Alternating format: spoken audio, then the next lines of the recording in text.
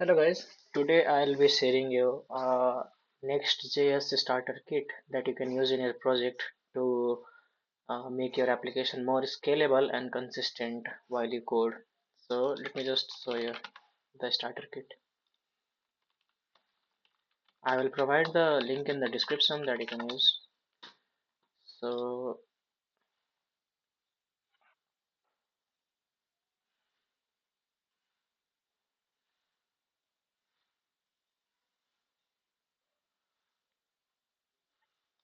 this is the starter kit that I am talking about, and if you see here the description, it contains pre-configured ESLint, Prettier, Husky, Lint-Staged, and conventional commit.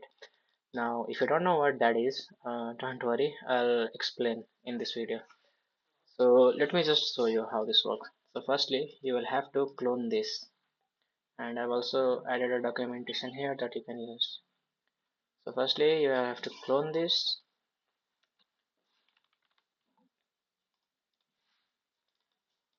and I'm going to open my terminal here, and I'm going to clone the repo here. Now this will take a little time. I'll open my VS Code, and if you are a yarn user, just type yarn, or if you are npm user, just write npmi. But in this video I'll be using yarn. So install all the dependencies,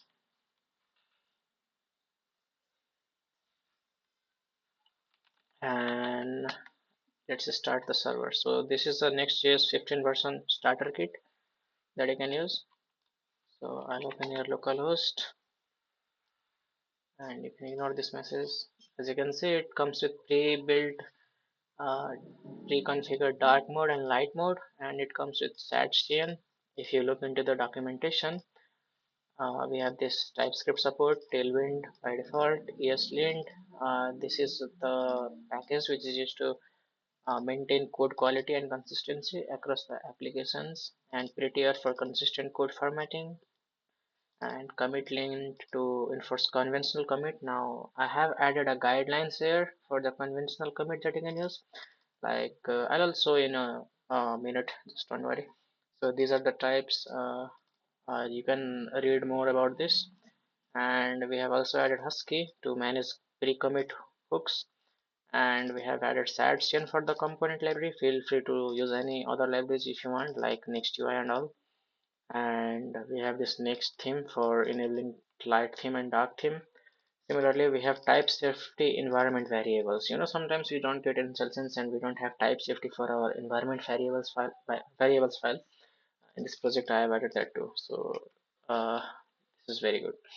So let's see how this works in real life. So this is the home page that you will be presented with. Now let's suppose I added any changes. Let's suppose I have added any changes. Let's suppose uh, uh, I'll add here a h1 tag. Hello world, this is a feature, and as you can see the changes are displayed here. Also, as you can see, we have this here a small screen indicator that will be very helpful when you will be developing applications. Like as you can see, uh, the value changes across all the screen sizes, and let's suppose this is the feature that you have added. And if I'll write here git status, as you can see this has been changed, so I'll write here git add,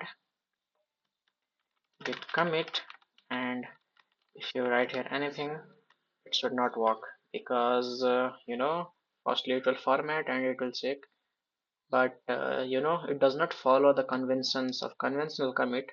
So you'll have to read about this, since adding a commit messages is a very important thing to do.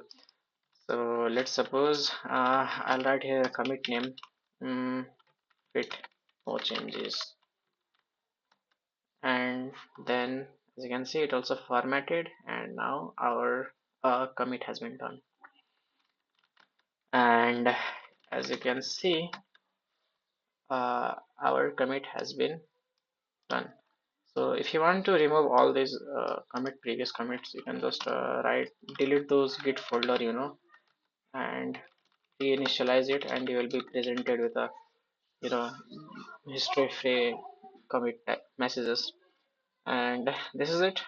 This is all I wanted to share with you, because sometimes setting up a project from the scratch is a very hectic thing to do, and this is why I have created this boilerplate, and you can use this to build projects and everything.